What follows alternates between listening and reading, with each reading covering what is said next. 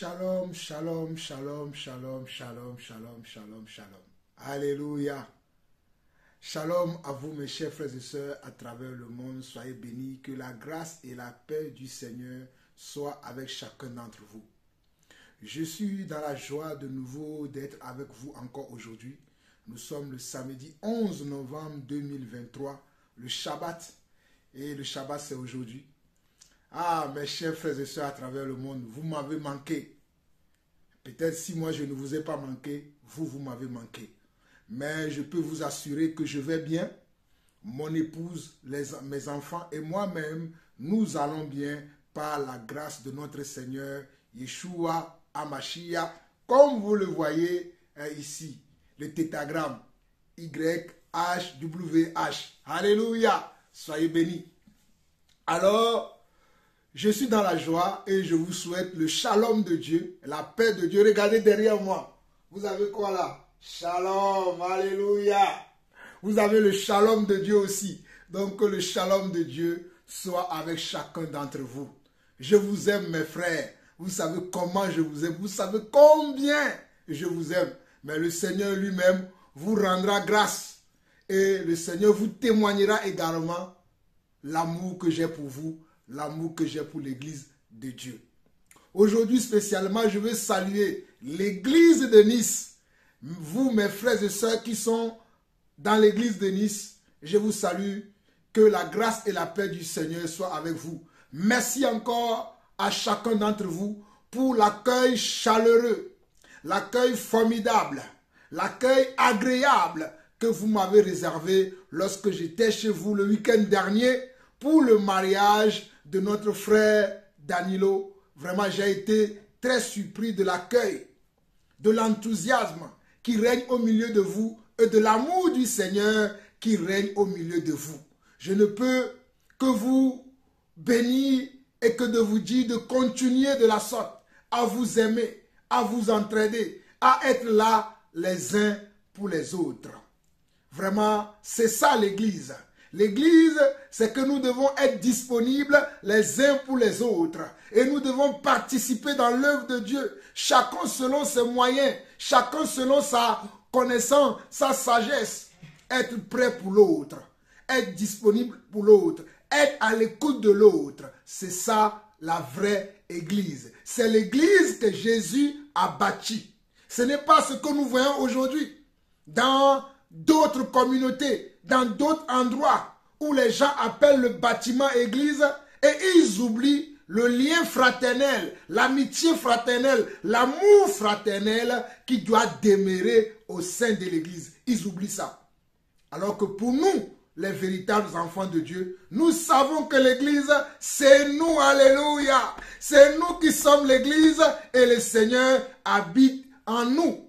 Et quand nous nous déplaçons, quand nous faisons des gestes, quand nous avons des faits et des gestes, c'est notre Seigneur qui est glorifié. Voilà pourquoi je suis dans la joie aujourd'hui pour vous dire encore un grand merci pour votre disponibilité, pour le mariage de notre frère Danilo et son épouse. Église de Nice, vous êtes vraiment des champions. Que le Seigneur continue à vous bénir et à vous faire grâce pour la continuité de l'œuvre. Alors mes chers frères et sœurs, c'est vrai j'étais absent depuis ces quelques jours, il y a 2-3 semaines déjà, et vous vous demandez qu'est-ce qui arrive au frère Lawson? Qu'est-ce qui arrive à l'apôtre Jean-Paul Lawson? Non, rien de mal, plutôt que l'œuvre de Dieu avance, plutôt que le Seigneur me fait grâce pour que je puisse continuer à œuvrer pour le vrai évangile dans mon pays d'origine. Alors le Seigneur m'a permis de mettre sur pied, et je crois au début de cette année ou l'année dernière déjà, une chaîne à l'identique de la chaîne que vous avez aujourd'hui, Jean-Paul Lawson, mais il y a une deuxième chaîne qui s'appelle Jean-Paul Lawson Togoto. Jean-Paul Lawson Togoto, sur lequel j'enseigne maintenant que dans ma langue maternelle, afin d'édifier ma nation, afin d'édifier mes frères et sœurs du Togo. Voilà pourquoi j'étais absent ces quelques jours et je crois que je serai encore absent plusieurs jours dans les jours à venir, peut-être dans les mois à venir, selon la disponibilité du Seigneur et selon ce que le Seigneur souhaite que je fasse dans son église. Vous le savez très bien que nous marchons par le Saint-Esprit. Nous ne faisons pas les choses par esprit de parti, mais nous nous laissons conduire par le Saint-Esprit qui est le gage de notre salut. Mes chers frères et sœurs, je voudrais vous dire également que l'enseignement que je suis en train de donner sur cette chaîne-là, je vais vous la donner aussi en français et croyez-moi, vous serez énormément bénis. Vous serez énormément bénis parce que je reçois déjà des témoignages de ma nation où les gens sont énormément bénis par rapport à ces enseignements que je donne actuellement. Et c'est une question qui m'a été posée plusieurs fois. Beaucoup de gens m'ont demandé comment est-ce qu'on rend grâce à Dieu? Comment est-ce qu'on peut rendre grâce à Dieu?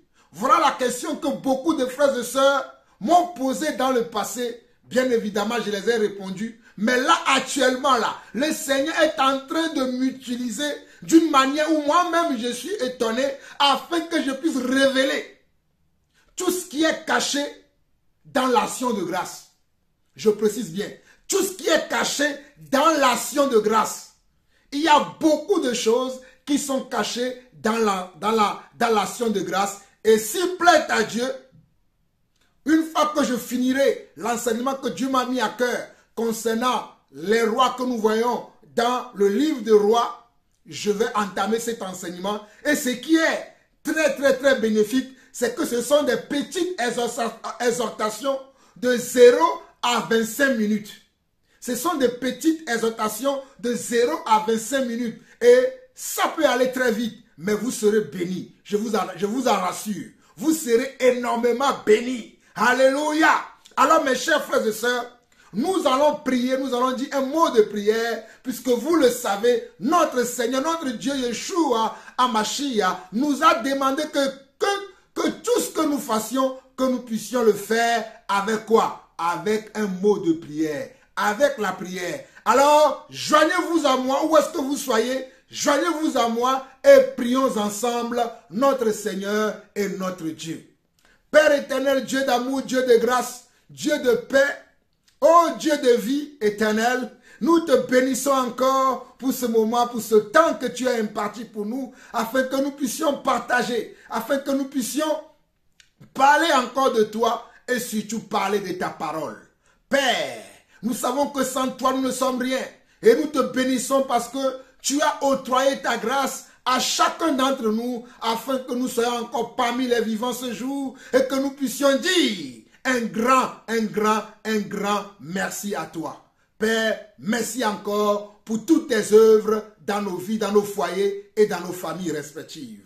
À présent, Seigneur Dieu, nous allons continuer notre enseignement dans le livre des lois afin que nous puissions, Seigneur Dieu, nous corriger, nous redresser et que nous puissions te ressembler corps, âme et esprit. Père, viens nous parler, viens utiliser ton serviteur afin que ton église soit éclairée, soit édifiée. Au nom de Jésus-Christ, nous avons ainsi prié. Amen, amen et amen. Mes chers frères et sœurs, je n'ai pas mis les lumières, mais je vois que la nature commence à être sombre. Je vais mettre les lumières. C'est vrai que ça, des fois, quand je vais mettre mes lunettes, ça m'éblouit, mais je n'ai pas le choix, je le fais. Comme ça, une fois que je vais entamer l'enseignement, je ne vais plus m'arrêter. Soyez bénis.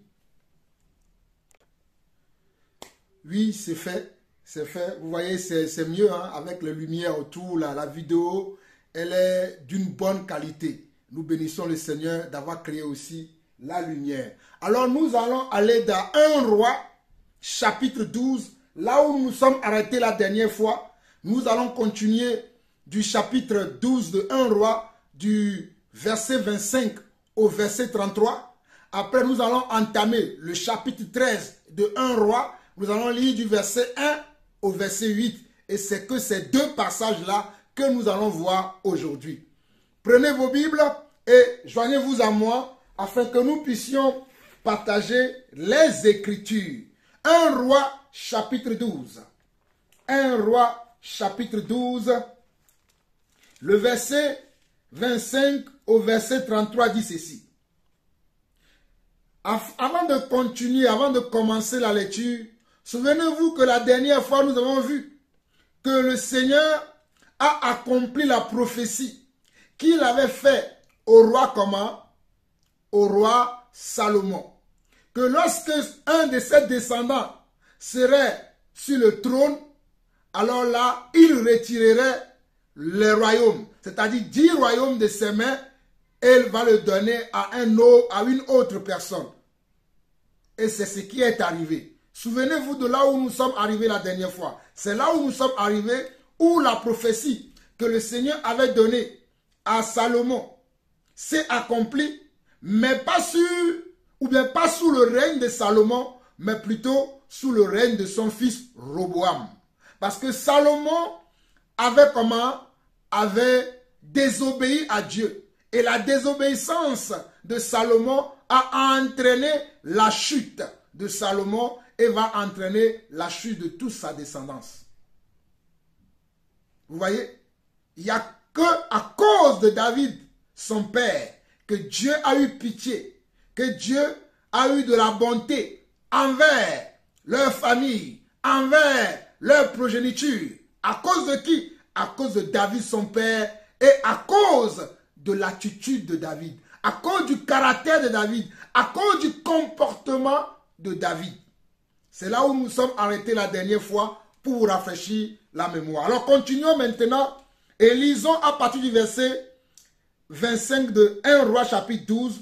On nous dit, Jéroboam bâtit Sichem sur la montagne d'Éphraïm et il demeura. Qui est Jéroboam? Jéroboam est celui à qui Dieu a remis les royaumes qu'il a retirés de la main de Roboam, le fils de Salomon. Ok. Alors on nous dit au verset 25, Jéroboam bâtit Sichem sur la montagne d'Éphraïm et il demeura. Puis il en sortit et bâtit Penuel. Jéroboam dit en son cœur, le royaume pourrait bien maintenant retourner à la maison de David. Regardez, hein? Jéroboam dit en son cœur, le royaume pourrait bien maintenant retourner à la maison de David. Verset 27, si ce peuple monte à Jérusalem pour faire des sacrifices dans la maison de l'Éternel, le cœur de ce peuple retournera à son seigneur, à Roboam, roi de Juda, et ils me tueront et retourneront à Roboam, roi de Juda. Après avoir demandé conseil, le roi fit 2 veaux d'or et il dit au peuple, assez longtemps vous êtes montés à Jérusalem. Israël, voici ton Dieu qui t'a fait sortir du pays d'Égypte. Il plaça l'un des veaux à Bethel et il mit l'autre à Dan. Ce fut là une occasion de péché. Le peuple alla devant l'un des veaux jusqu'à Dan.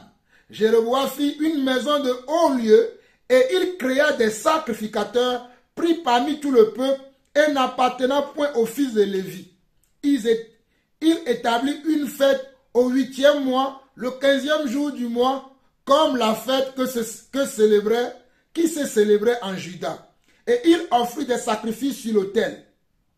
Voici ce qu'il fit à Bethel, afin que l'on sacrifie au veau qu'il avait fait. Il plaça à Bethel les prêtres des hauts lieux qu'il avait élevés et il monta sur l'autel qu'il avait fait à Bethel le 15e jour du 8e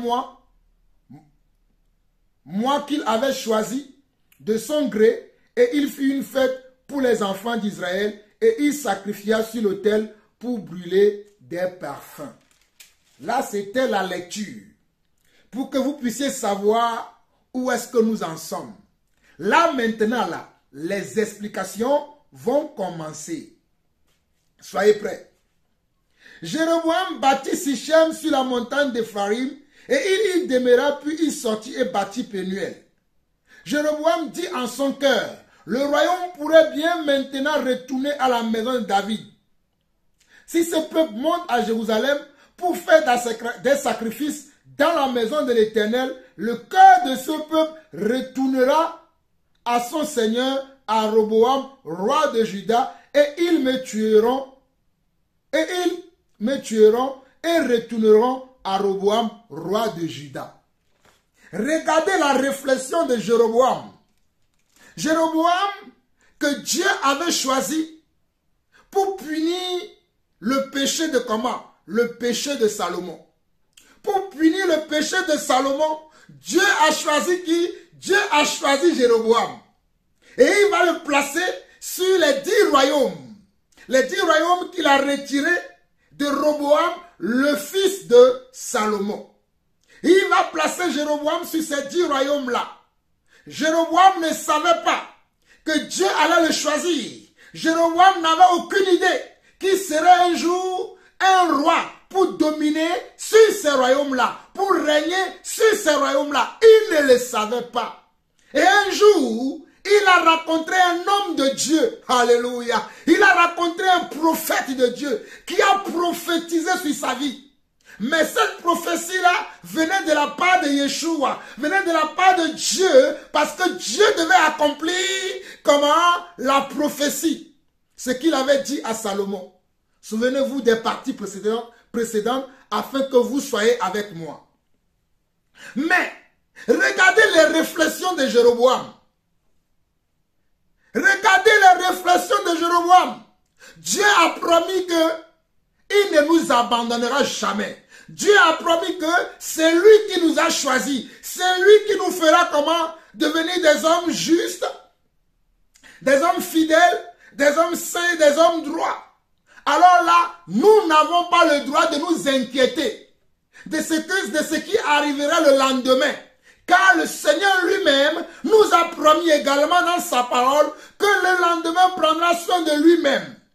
Voilà pourquoi un enfant de Dieu véritable, un enfant de Dieu qui connaît son Dieu, ne vit pas dans les inquiétudes. Ne se pose pas de questions de qu'est-ce qui arrivera demain. Car le Seigneur prendra toujours soin de demain. Parce que lorsque tu vas commencer à être dans les réflexions, si tu ne fais pas attention, ta chair pourra prendre peur. Et si ta chair prend peur, il va t'amener à faire des choses qui sont contraires à la volonté de Dieu. Je répète encore. Lorsque tu vas commencer à prendre peur, lorsque tu vas commencer à trop réfléchir, le pourquoi du comment, le ceci, de cela ou de comment, ta chair qui est faible, le Seigneur nous a dit que la chair de l'homme est faible, parce que la chair a des désirs contraires à ceux de l'esprit, et l'esprit aussi a des désirs contraires à ceux de la chair. Voilà pourquoi nous devons demeurer dans l'esprit. Et demeurer dans l'esprit, c'est demeurer dans la parole de Dieu. Je répète encore cette phrase. Demeurer dans l'esprit, c'est demeurer dans la parole de Dieu. C'est demeurer dans l'obéissance. C'est faire confiance à Dieu. C'est faire confiance à Dieu, celui qui nous a appelés, celui qui nous a mis dans sa volonté. Alléluia. Mais lorsque Jéroboam a commencé à avoir ses réflexions, sa chair a pris peur.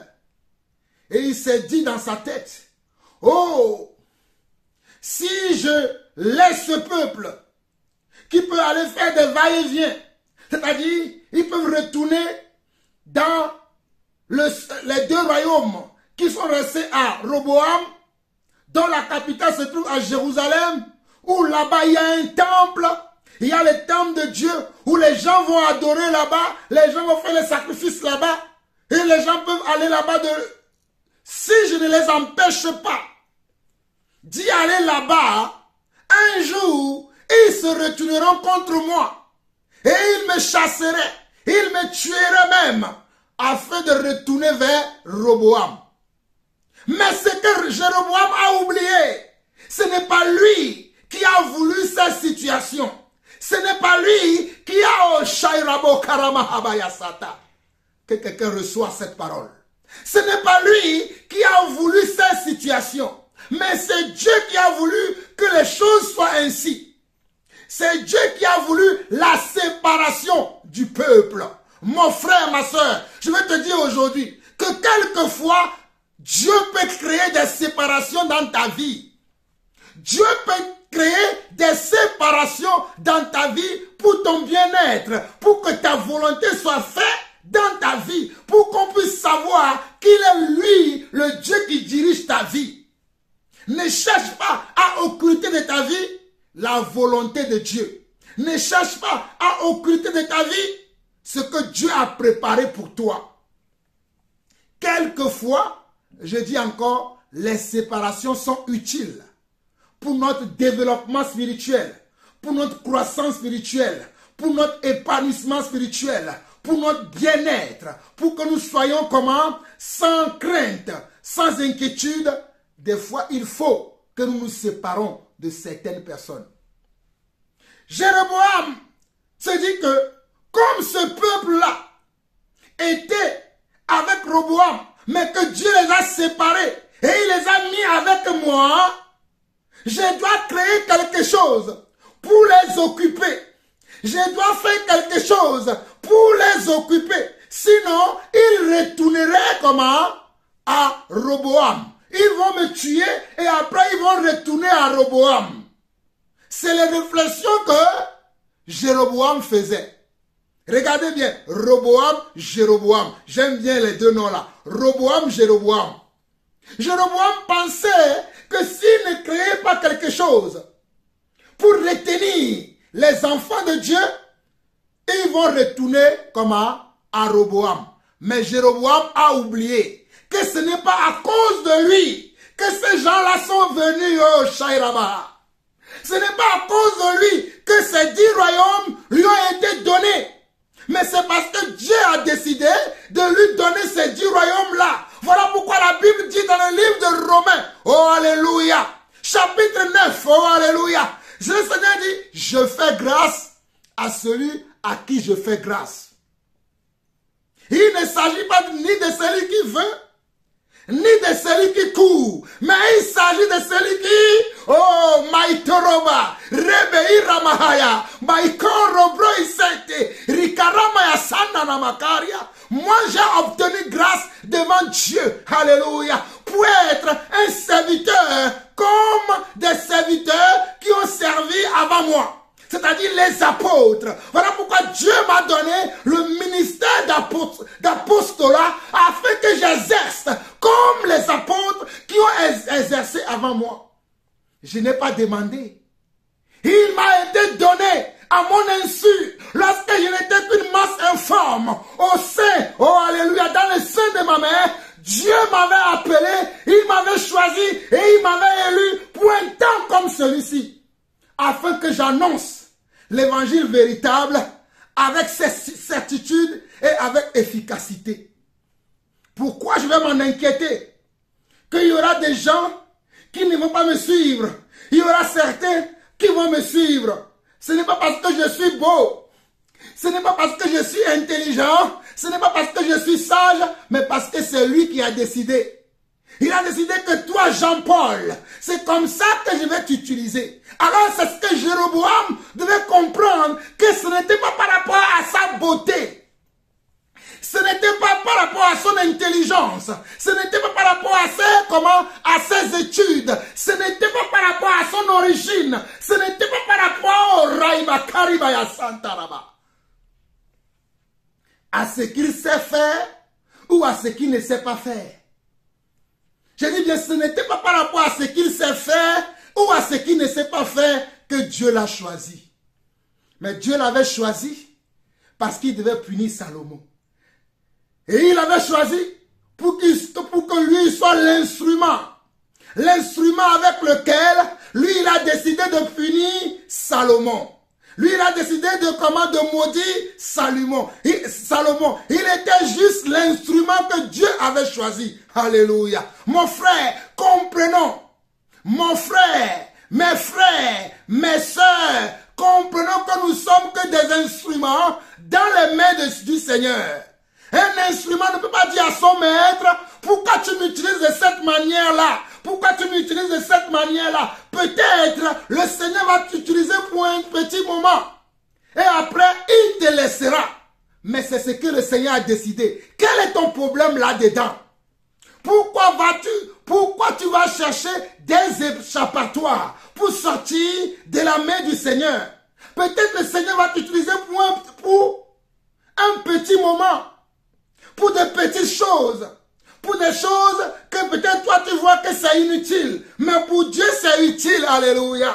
Toi tu vois que ces choses-là, c'est inutile pour toi, mais pour notre Seigneur, rien n'est inutile, tout est utile pour Dieu. L'œuvre que tu fais est utile. Croyez-moi mes chers frères et sœurs, le fait que je sois devant vous ici comme ça là, peut-être quelqu'un dira, pourquoi il a besoin tout le temps d'enseigner, de crier, de parler de lui-même, de parler de ce qu'il fait. Pourquoi? C'est utile pour l'œuvre que je fais. C'est comme ça que Dieu m'utilise. C'est comme ça que Dieu m'utilise en tant que son instrument. L'instrument qu'il a choisi. Si tu ne reconnais pas que je suis un instrument de Dieu, tu vas passer à côté. Imaginons mon frère, tu as un couteau chez toi à la maison.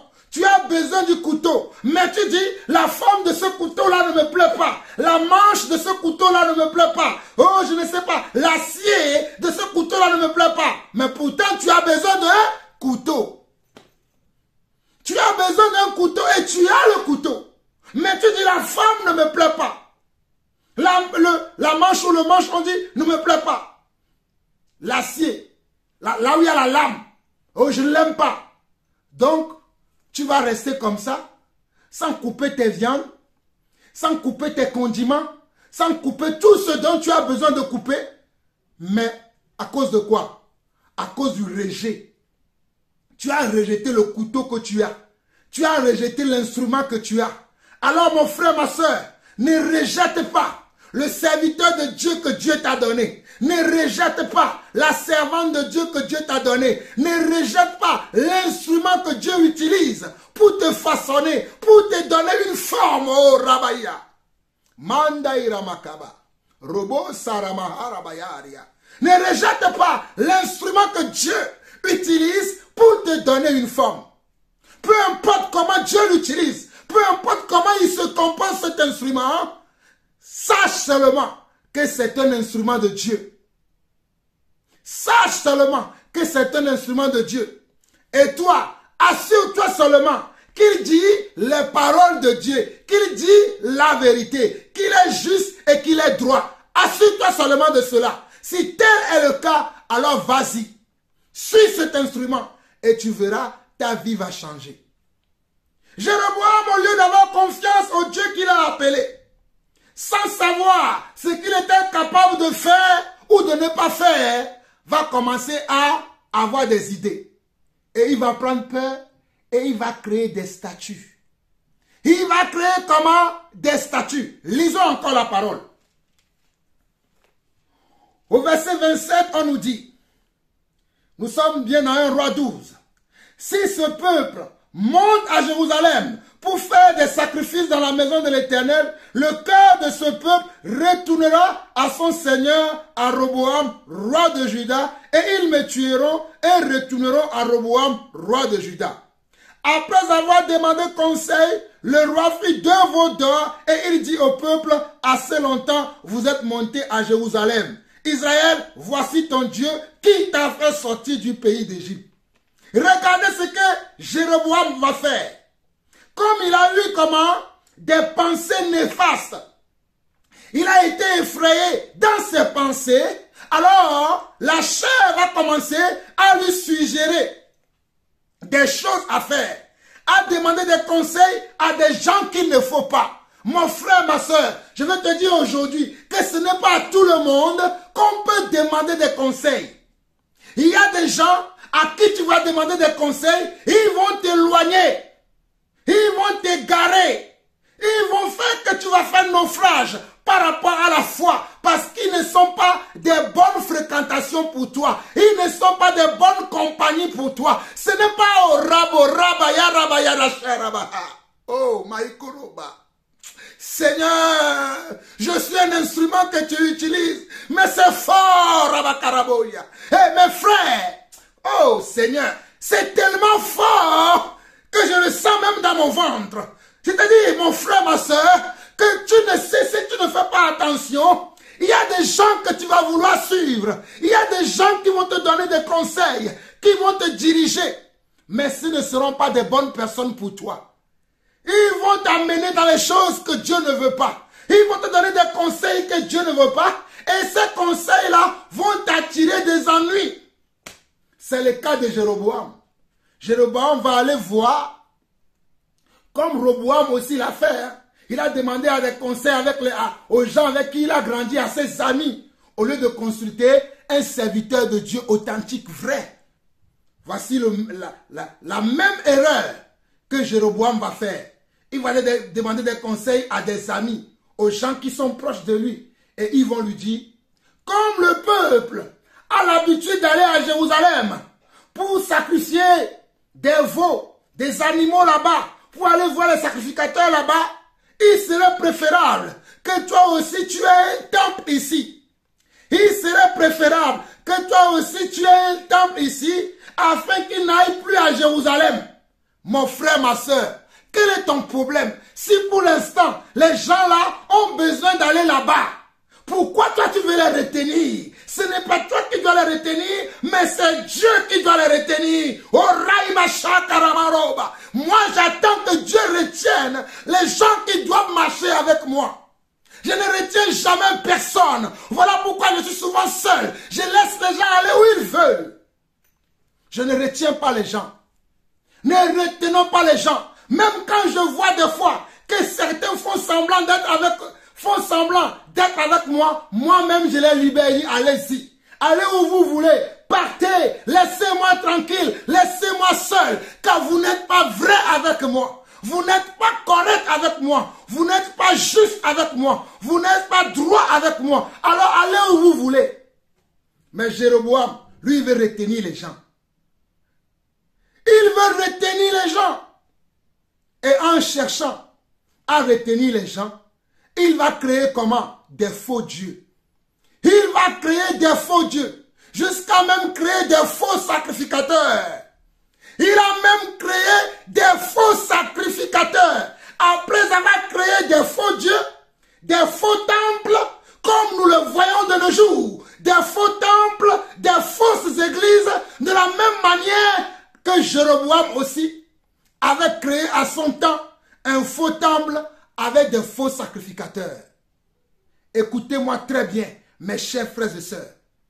Si Dieu ne bâtit une maison, oh alléluia, si Dieu ne bâtit une maison, c'est en vain que nous les hommes, nous la bâtissons. Voilà pourquoi Jean-Paul Lawson ne veut pas bâtir une église de Jean-Paul Lawson, mais je veux bâtir une église de Jésus-Christ, alléluia. Je veux bâtir une église que Jésus lui-même, il va bâtir, il va retenir les gens, il va, oh, Shairaba, il va enseigner les gens, il va encadrer les gens, il va former les gens, il va les préparer. Parce que si c'est Jésus qui prépare, les gens sauront d'où ils viennent et où ils vont. Mais si c'est toi, et moi, un jour, ils vont te rire au nez. Un jour, ils vont te fuir. Souvenez-vous un jour, Jésus avait prêché l'évangile. L'évangile était tellement dur. L'évangile était tellement robuste. L'évangile était tellement amer. Dans Jean chapitre 6. Et il y a beaucoup de gens qui ont commencé à partir. Il y a beaucoup de gens qui ont commencé à partir, à quitter les navires, à fuir Jésus. Remarquez que la Bible dit, c'était comment les disciples. Il n'y a pas dit c'était des païens, c'était des gens qui suivaient Jésus partout. Oh, Rabba, Rabba. Maïtoro brasa karabo sharaba. Imaitarabo robo shama ikaraba abraya. Maisoto robo riba ya sakaraba haya. Robo shima ikamantara soka. C'était des disciples qui suivaient Jésus. C'était des disciples qui suivaient Jésus. Mais arrivé un moment là, arrivé à un moment où le Seigneur a monté d'un cran, le Seigneur a monté d'un cran, il a monté le niveau et il a prononcé ces paroles. Il a dit, si vous ne mangez ma chair et vous ne buvez mon sang, vous ne pourrez voir le royaume de Dieu. Vous ne pourrez voir le royaume de Dieu. Et ces gens-là ont été scandalisés.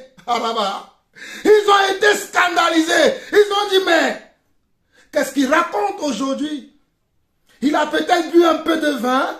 Il est saoul peut-être. Il est saoul peut-être. Il s'est enivré peut-être. Nous l'avons toujours entendu dire de belles choses, de bonnes choses. Maintenant, nous sommes devenus comment? Des carnivores pour manger même la viande humaine. Et ils se sont dit, nous allons nous retirer de lui. Nous allons nous retirer de lui. Nous allons nous retirer de lui. Et ils se retiraient une à une et un à un. Un à un, ils se retiraient une à une, ils se retiraient. Et tous, ils se sont retirés. Il n'en restait que les 12. Les 12 qui étaient proches de lui. Il n'en restait que eux qui étaient restés. Jésus était étonné que eux, ils étaient restés. Il leur pose la question. Mais vous là, pourquoi vous ne partez pas comme les autres? Pourquoi vous ne suivez pas les autres? Pourquoi vous ne partez pas? Et loin des 12, surnommé Simon-Pierre, oh alléluia, loin de ses apôtres, à qui il a dit, toi tu es Pierre, et sur toi Pierre, je bâtirai mon église, a dit, Seigneur, où irions-nous? Où est-ce que nous pouvons y aller? Si nous ne sommes pas avec toi là, nous sommes perdus. Ce n'est pas exactement ce que Simon a dit, mais je pense que c'est ce qu'il croyait dans sa tête. Il a dit, si nous ne sommes pas avec toi là, partout où nous irons, nous serons perdus. Nous serons livrés à nous-mêmes. Donc il est préférable que nous restions attachés à toi. Il est préférable que nous soyons accrochés à toi. Car toi, tu as la parole de la vie. Oh, Rabayama. Oh, Rakaribo Sanda Ramaya Brasaya. Jésus a la parole de la vie. Baïlobosa. Jésus a la parole de la vie. Mes frères et sœurs, Yeshua Mashiach que j'aime, que j'adore, que je vous présente. Il a les paroles de la vie. Revenez à lui, revenez à lui, revenez à lui, revenez à lui, revenez à lui. Église, église, église, revenez à Jésus-Christ. C'est lui qui a les paroles de la vie. My brother.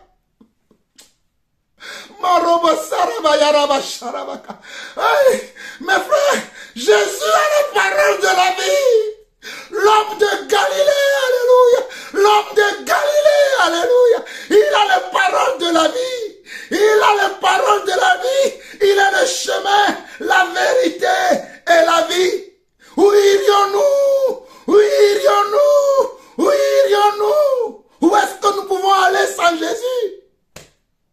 Mais prends Jésus. Quand tu vas au travail, va au travail avec Jésus. Quand tu vas au marché, va au marché avec Jésus. Quand tu vas en voyage, va en voyage avec Jésus. Quand tu veux te marier, marie-toi avec Jésus. Ne te marie jamais en dehors de Jésus. Ne te marie jamais en dehors de Jésus. Marie-toi en Jésus. Marie-toi en Jésus. Mais pas en dehors de Jésus. Mes frères, que le Seigneur vous bénisse. Continuons. Rabosa. Rabaïta Rabahaya. Au verset 28 jusqu'au verset 33, jusqu'au verset 31, on nous dit, après avoir demandé conseil, le roi fit 2 veaux d'or et il dit au peuple, assez longtemps, vous êtes montés à Jérusalem. Israël, voici ton Dieu qui t'a fait sortir du pays d'Égypte. Il plaça l'un de ses veaux à Bethel et il mit l'autre à Dan. Ce fut là une occasion de péché. Le peuple alla devant l'un des veaux jusqu'à Dan. Jéroboam fit une maison de haut lieu et il créa des sacrificateurs pris parmi tout le peuple et n'appartenant point au fils de Lévi. Regardez l'erreur fondamentale, l'erreur fatale de Jéroboam. Et c'est ça l'erreur que beaucoup d'hommes de Dieu font aujourd'hui. J'ai vu des frères faire ce genre d'erreur. Mes frères, si Dieu me prête encore la vie, dans un an, je vais fêter 20 ans dans l'œuvre de Dieu. Depuis que Dieu a commencé à m'utiliser publiquement, l'année prochaine, ça va faire 20 ans. 20 ans que je suis dedans. Dans ces 20 ans-là, mes frères, j'ai vu beaucoup de choses. J'ai été avec beaucoup de personnes. J'ai vu comment le mal a gangréné l'église de Dieu. J'ai vu comment l'erreur, l'hypocrisie, le mensonge, les fausses prophéties, les faux trucs. J'ai vu comment ça a gangréné l'église. Voici Jéroboam que Dieu a choisi. Lui qui ne connaissait rien, qui n'avait rien, Dieu l'a choisi. Et lui, il va maintenant aller prendre quoi? Il va aller tisser des relations avec des gens qui ne connaissent pas Dieu. Et ces gens-là vont lui donner des mauvais conseils. Et lui aussi, il va écouter ces mauvais conseils-là. Et comme il a suivi ces mauvais conseils-là, qu'est-ce qu'il va faire? Il va créer maintenant comment quoi? Il va créer maintenant un temple. Un temple comment? Un temple d'idole. Où il va placer des veaux d'or. Comme Aaron l'a fait avant qu'ils ne sortent d'Égypte. Après qu'ils sont sortis de l'Égypte. Aaron aussi a fait la même erreur. Parce qu'ils avaient peur pour le peuple. Ce n'est pas à moi d'avoir peur. Ce n'est pas à moi d'avoir peur pour le peuple. Ce n'est pas moi qui a choisi le peuple. Ce n'est pas moi qui décide de qui sera sauvé ou qui ne sera pas sauvé. C'est Dieu qui décide. Alors je lui laisse faire. Ce n'est pas moi qui décide, mais c'est Dieu qui décide. C'est à Dieu le dernier choix. C'est à Dieu le dernier mot. C'est à Dieu la validation. Le dernier cachet. Le cachet final. Le cachet dit c'est scellé. Ce n'est pas Jean-Paul Lawson. Et ce n'est ni à quelqu'un d'autre dans ce monde, ni sur cette terre. C'est à Dieu. Et voilà pourquoi Jéroboam va aller trouver au milieu du peuple des gens qui ne sont pas des Lévites. À l'époque, pour servir Dieu dans le temple, il faut être de la lignée des Lévites. Il faut être de la lignée des Lévites. Et à notre époque, il faut que Dieu t'appelle dans les 5 ministères, à savoir apôtre, prophète, pasteur, évangéliste, enseignant ou docteur. Il faut que Dieu t'appelle dans les 5 ministères. Et à l'époque, il faut que tu sois lévite. Il faut que tu sois descendant de Lévi. Aujourd'hui aussi, nous voyons la même chose. Les gens ne sont pas appelés. Ils n'ont aucun appel, ni un appel d'apôtre, ni un appel de prophète, ni un appel d'évangéliste, ni un appel d'enseignant, ni un appel de pasteur. Mais ils veulent enseigner. Et ils enseignent les gens parce qu'il y a des gens qui ne veulent pas se soumettre à la volonté de Dieu. Parce qu'il y a des gens qui veulent emmagasiner des gens, qui veulent séduire des gens, qui veulent tromper des gens, qui veulent mentir aux gens. Et ces gens-là les placent dans leur communauté, dans leurs églises, soi-disant qu'eux-mêmes ils ont bâti. Et ce n'est pas l'église de Dieu. Mon frère, rassure-toi. Ma soeur, rassure-toi que l'homme que tu suis, alléluia, que le serviteur de Dieu que tu prétends suivre est un enfant appelé de Dieu véritablement, est un élu de Dieu. Si tel n'est pas le cas, tu cours un grand risque. Tu cours un grand risque. Je te le dis, je te l'annonce. Ne dis pas que tu n'as pas été prévenu. Ne dis pas que tu n'as pas été alerté. Ne dis pas que tu n'as pas été enseigné. Si tu tombes sur cet enseignement, c'est que Dieu veut que tu saches que tu n'as pas le droit de faire cette erreur-là. De suivre n'importe qui et d'écouter n'importe qui.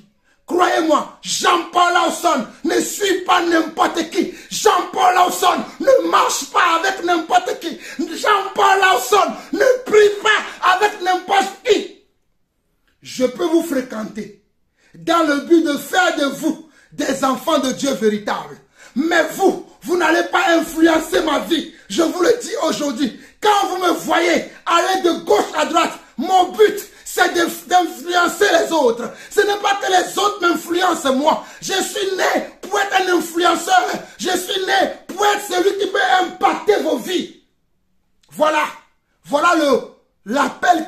donné. Dieu m'a appelé un apôtre.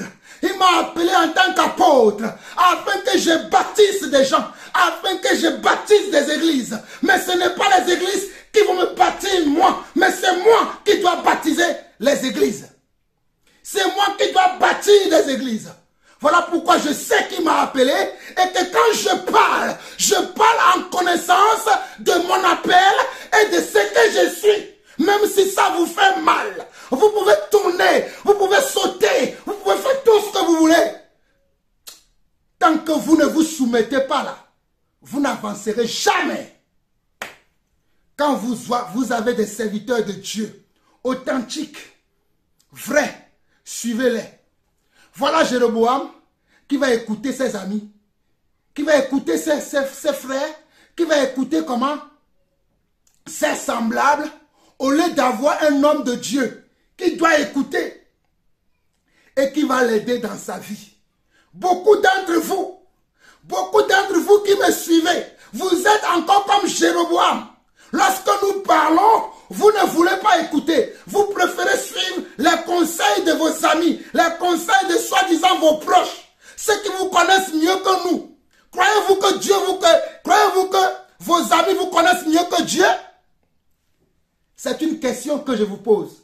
Croyez-vous que cet ami-là, ce frère-là, cette sœur-là, à qui tu prétends te confier, après avoir te confié à nous, les serviteurs de Dieu, et nous t'avons dit, tu ne pourrais pas faire ceci, tu ne pourrais pas faire cela. Par contre, tu peux faire ça et tu peux faire ça aussi. Tu as dit non. Il est trop méchant, Jean-Paul Lawson. Il se croit qu'il est déjà arrivé. De qui il se prend lui? Je vais aller consulter tel frère. Je vais aller consulter telle sœur. Et tu es allé, on t'a dit, mais il t'a dit ça, mais il se prend pour qui cet homme de Dieu? Il se prend pour qui ce fameux Jean-Paul? Il est là à crier tout le temps. Il a dit, mon frère, fais ceci, mon frère, fais cela. Et tu as oublié que c'est Dieu qui a parlé par ma petite bouche. Ou peut-être ma grande et large bouche là. Tu as oublié que c'est Dieu qui a parlé par ma bouche. C'est ainsi que ta vie est restée sans évoluer depuis des années. Mais si tu as les oreilles pour écouter aujourd'hui, écoute ce que l'Esprit dit à son église. J'ai envoyé mon serviteur, l'apôtre Jean-Paul Lawson, pour vous réveiller encore. Que celui qui a des oreilles pour entendre, entend ce que l'Esprit dit à son église. Nous allons aller dans le chapitre 13. Nous allons lire du verset 1 au verset 8 et nous allons nous arrêter aujourd'hui. 1 Roi chapitre 13. Voici un homme de Dieu arriva de Juda à Bethel par la parole de l'Éternel. Voici mais comment un homme de Dieu. Voici comment un homme de Dieu. On n'a pas dit un homme Dieu. On n'a pas dit une femme Dieu. Mais on a dit un homme de Dieu. Un homme de Dieu veut dire un homme qui marche avec Dieu. Un homme de Dieu veut dire un homme qui marche avec la parole de Dieu. Un homme de Dieu veut dire un homme qui craint Dieu. Un homme de Dieu veut dire un homme qui est fidèle à la parole de Dieu. Un homme de Dieu veut dire un homme qui marche dans l'esprit de Dieu. À bon entendeur, salut. 1 Roi 13. Voici un homme de Dieu arriva de Juda à Bethel par la parole de l'Éternel. Pendant que Jéroboam se tenait à l'autel pour brûler des parfums. Regardez. Pendant que Jéroboam était dans son faux temple et devant ses faux dieux pour encore donner des libations, pour encore donner des sacrifices, pour encore donner des éloges à ces créatures qui ne sont que des créatures, mais qui ne sont pas le Créateur. Voici un homme de Dieu arriva. Verset 2, regardez ce que l'homme de Dieu dit. Il cria contre l'autel par la parole de l'Éternel. Il cria contre l'autel par la parole de l'Éternel. Comme je crie contre vous aujourd'hui. Vous qui désobéissez à la parole de Dieu. Vous qui désobéissez à l'Esprit de Dieu. Vous qui n'aimez pas la vérité. Il dit autel, autel. Ainsi parle l'Éternel. Voici, il naîtra un fils à la maison de David. Son nom sera Josias. Son nom sera Josias. Il immolera sur toi les prêtres des hauts lieux qui brûlent sur toi des parfums. Et l'on brûlera sur toi des ossements d'hommes. Et l'on brûlera sur toi des ossements d'hommes. Et le même jour, il donna un signe en disant, c'est ici le signe que l'Éternel a parlé. Voici, l'autel se fendra et la cendre qui est au-dessus sera répandue. Regardez, un homme de Dieu véritable, authentique, un homme qui craint Dieu, un prophète, un jeune prophète d'ailleurs, arrive ce jour-là. Il voit Jéroboam dans son temple, en train de faire des libations, en train de donner des sacrifices à ces idoles qu'il a imaginées et qu'il a fabriquées. Comme la Bible dit que dans Romains chapitre 1, au lieu d'adorer le Créateur, les gens adorent les créatures. Nous devons adorer les créateurs, pas les créatures. Moi, j'adore le Créateur, mais je n'adore pas les créatures. Il y a une forme d'adoration que vous oubliez. Lorsque vous désobéissez à Dieu et que vous obéissez à un homme, vous êtes en train d'adorer la créature. Est-ce que vous le savez?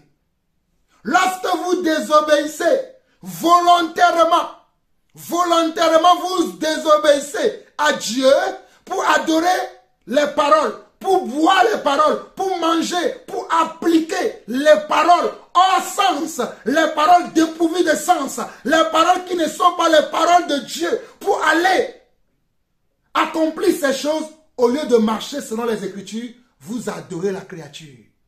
Ne pensez pas que l'adoration, c'est juste venir s'agenouiller devant les statuettes, devant la statue de Marie, devant la statue de ceci ou de cela.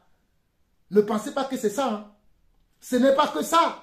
Même quand tu manges la parole d'un faux prophète, tu acceptes la parole d'un faux lévite, comme on l'a vu là. Hein? La parole d'un faux lévite. Tu acceptes ça. Tu es en train de faire comment? Une adoration. C'est une adoration que tu fais. Car notre adoration, nous le devons à un seul. À une seule personne, nous devons notre adoration. C'est à Yeshua, à Mashiach. C'est à l'homme qui porte le tétragramme. Y, H, W, Y. Qui veut dire comment? Qui veut dire Yeshua.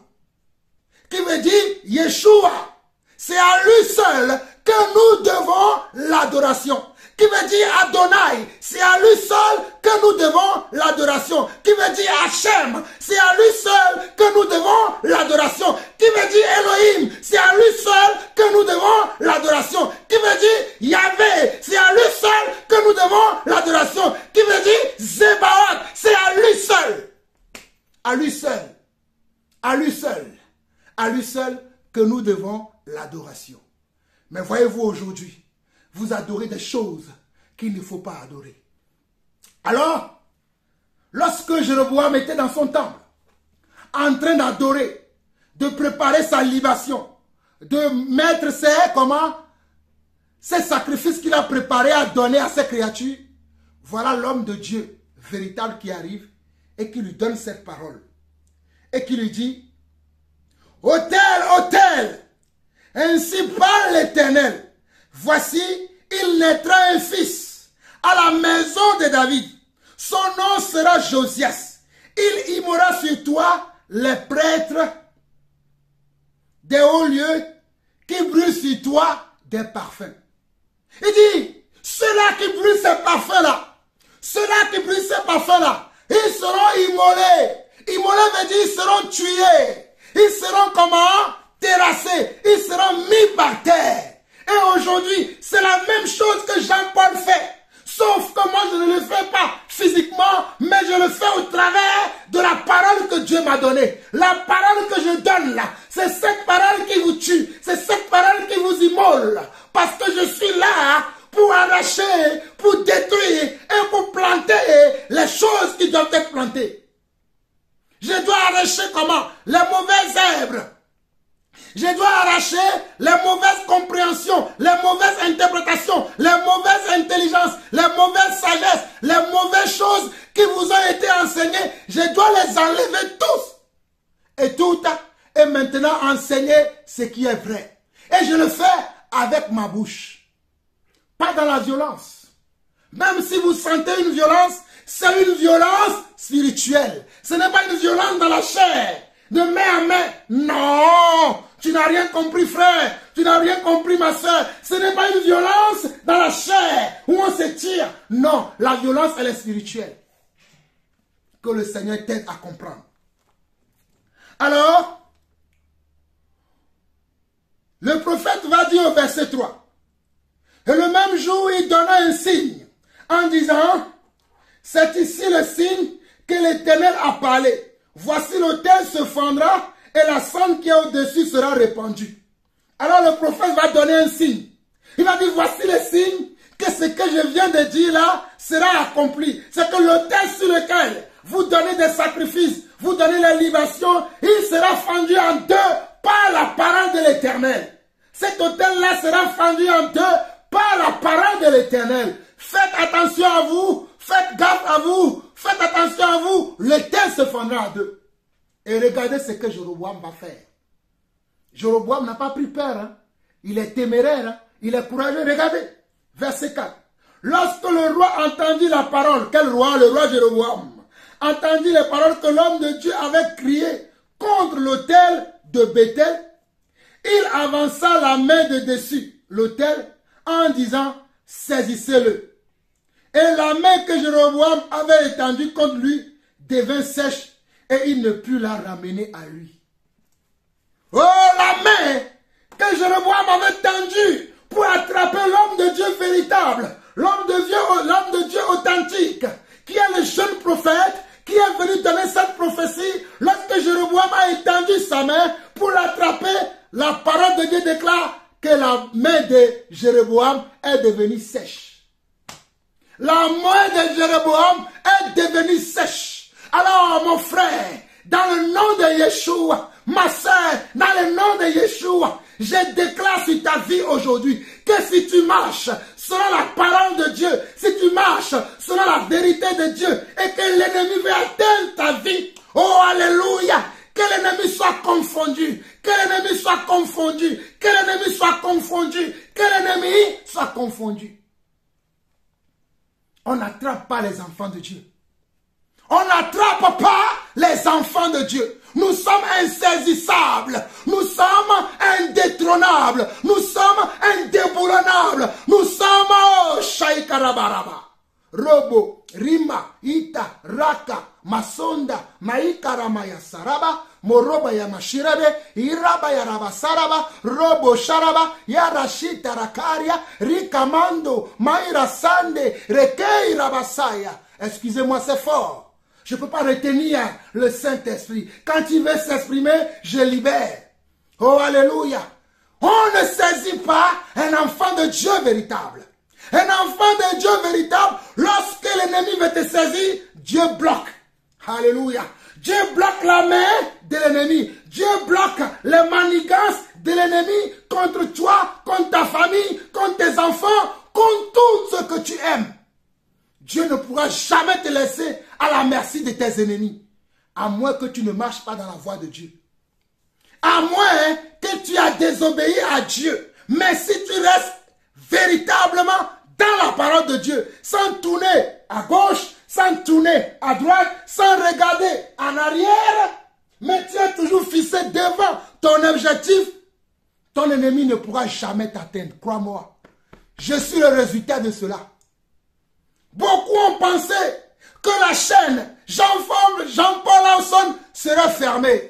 Beaucoup ont pensé que Jean-Paul Lawson ne prêcherait plus l'évangile. Mais regardez, je prêche tous les jours avec des sagesses en sagesse, de niveau en niveau. Parce que ce que j'ai compris, ça c'est mon secret. That is the secret. Les gens au rabat, Maïtaraba, les gens n'ont pas compris cela. Mais nous autres, nous avons compris ça dès l'aurore. Voilà pourquoi nous n'aimons pas débattre avec les gens. Parce que nous savons qui nous a appelés. Mes frères, avançons. Avançons, on n'a pas le temps. Verset 5 au verset 8. L'autel se fendit à deux. L'autel se fendit et la cendre qui était au-dessus fut répandue selon le signe qu'avait donné l'homme de Dieu par la parole de l'Éternel. Alors le roi prit la parole et dit à l'homme de Dieu, implore l'Éternel ton Dieu et prie pour moi afin que je puisse retirer ma main. L'homme de Dieu implora l'Éternel et le roi put retirer sa main qui fut comme auparavant. Oh, j'admire l'humilité de cet homme-là. Il y aura des gens encore dans ces situations, ils vont avoir des cœurs durs. Ils ne vont pas dire, ah, j'ai mal agi. J'aurais dû respecter les paroles de ce monsieur. J'aurais dû me soumettre aux paroles de ce monsieur. Et il va même demander la prière. Il y a des gens qui doivent demander qu'on prie pour eux. Il y a des gens qui doivent demander qu'on prie pour eux. Je dis bien, il y a des gens, écoutez-moi très bien, il y a des gens qui doivent demander que je prie pour eux. Mais ils ne veulent pas. C'est ainsi qu'ils seront toujours bloqués dans leur vie. Ce n'est pas moi, mais c'est Dieu qui fait. Ce n'est pas que je n'ai pas envie de prier. Hein. Mais il faut que ces gens-là eux-mêmes viennent. Dire, frère, j'ai mal agi envers toi. Il faut que ces soeurs-là viennent. Mon frère, j'ai mal agi envers toi. J'ai compris aujourd'hui.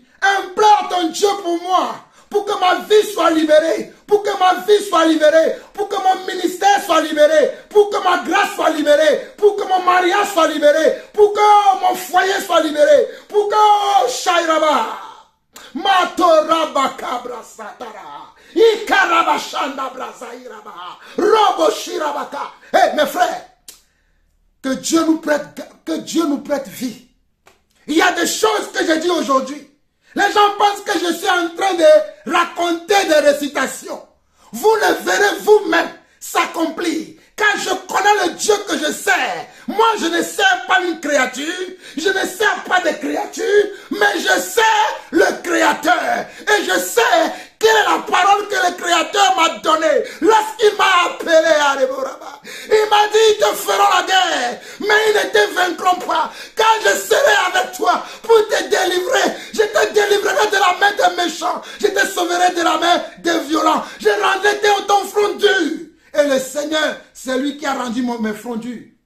Vous me trouvez dur aujourd'hui. Mais ça vient du Seigneur. Ça ne vient pas de moi. Parce qu'il veut que sa volonté s'accomplisse dans son église. Et pour que la volonté de Dieu s'accomplisse dans son église, il a besoin des gens authentiques. Des gens qui n'auront pas peur de perdre les amitiés des uns ou des autres. Des gens qui n'auront pas peur que les gens quittent leur vie. Que les gens quittent leurs assemblées. Que les gens quittent leur communauté. Dieu a besoin des gens comme ça. Cet homme a été humble. Jéroboam a été humble.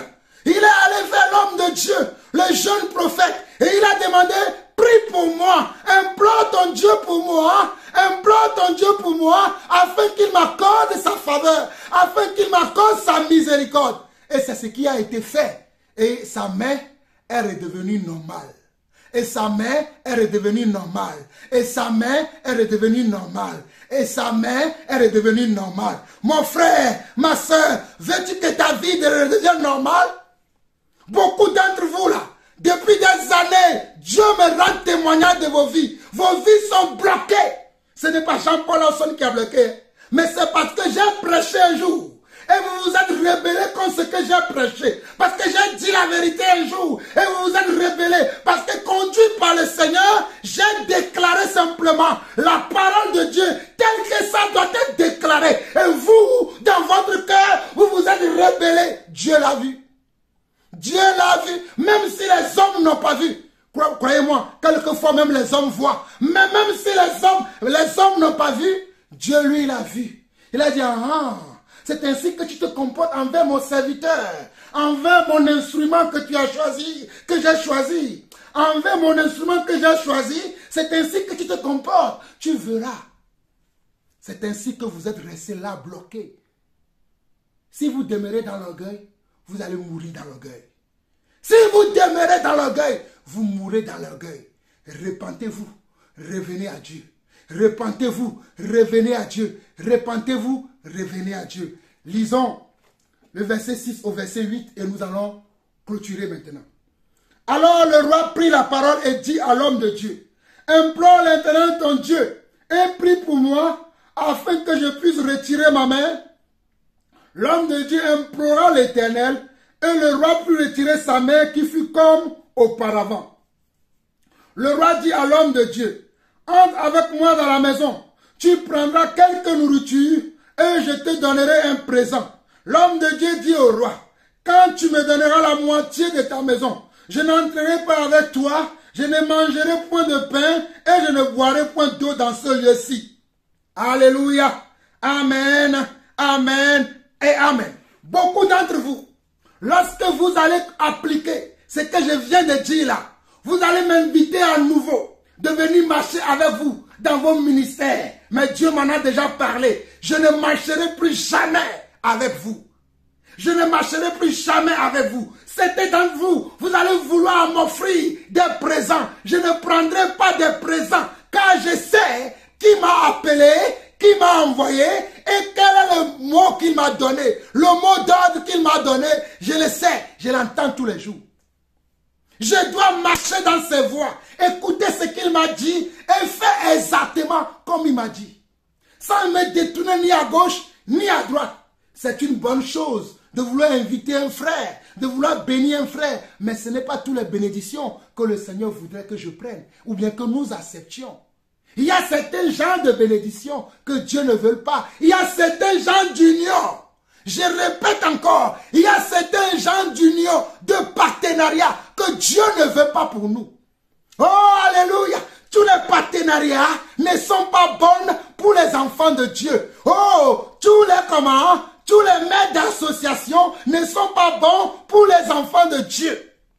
Tous les mains d'association, toutes les rencontres ne sont pas bonnes pour les enfants de Dieu. Il y a rencontre dans rencontre. Il y a rencontre dans rencontre. Cherchez à rencontrer le Seigneur Yeshua.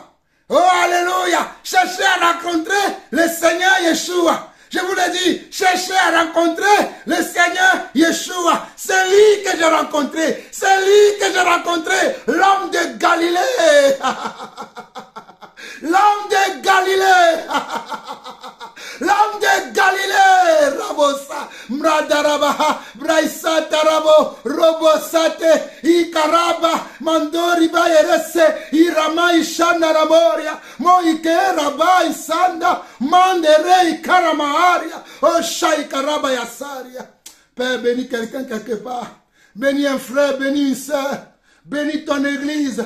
Bénis ceux qui reviennent à toi. Ceux qui ont compris qui ne doivent pas suivre n'importe qui ne doit pas suivre les faux prophètes, qui ne doit pas suivre ceux qui ne sont pas des Lévites, ceux que tu n'as pas appelés véritablement, ceux que tu n'as pas appelés véritablement, mais ils ont trompé des gens, ils ont séduit des gens, certains tu les as appelés, mais ce n'est pas encore leur temps pour exercer, mais ils ont voulu exercer, ils ont fait beaucoup de massacres, ils ont fait beaucoup de mal à ton église. Seigneur, je pense à certains frères avec qui j'ai marché dans le passé. Beaucoup d'entre eux ont fait mal à ton église. Moi-même, j'ai fait mal à ton église. Mais aujourd'hui, papa, aujourd'hui, Père, nous te demandons pardon. Nous avons compris la leçon. Oh, nous implorons ta faveur. Nous implorons ta grâce. Nous implorons ta bonté sur nos vies. Nous implorons ta clémence. Daigne, Seigneur Dieu, nous pardonner. Daigne, Seigneur Dieu, oh papa, nous donner ta miséricorde. Tu dis ta main, ou bien tes mains, ne sont pas trop courtes pour sauver, pour agir. Mais ce sont nos péchés qui t'éloignent et qui t'en empêchent. Aujourd'hui, papa, nous venons confesser nos péchés. Oh papa, nous venons confesser nos manquements. Nous venons confesser, Seigneur Dieu, nos orgueils. Nous venons confesser, Seigneur Dieu, oh papa, nos manques d'amour. Nous venons confesser nos hypocrisies. Nous venons confesser, Seigneur Dieu, nos désobéissances. Nous sommes éloignés de toi. Nous nous sommes écartés de tes voies. Nous avons pris nos voies pour tes voies. Nous avons pris nos pensées pour tes pensées. Nous avons pris, Seigneur Dieu, papa, nos vœux comme tes vœux. c'est nous qui avons fait cela. C'est moi qui ai fait cela. C'est moi qui ai fait cela. C'est moi qui ai fait cela. C'est mon frère qui a fait cela. C'est ma soeur qui a fait cela. C'est nous, ton église, qui avons fait ces choses. Papa, donne-nous pardonner. Donne-nous pardonner. Donne-nous pardonner. Donne-nous pardonner. Ta miséricorde, papa. Miséricorde, Seigneur. De la même manière que nous aussi, nous donnons miséricorde à nos frères. Toi aussi, Père, donne-nous ta miséricorde. Au nom de Jésus, nous avons ainsi prié. Amen. Amen et Amen.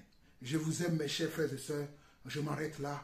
Nous nous verrons la prochaine fois. Quand le Seigneur permettra, nous allons poursuivre dans ce même chapitre 13 pour voir la suite de ce que Dieu veut nous enseigner encore. Je vous aime, je vous aime, je vous aime. Shalom, shalom, shalom et shalom.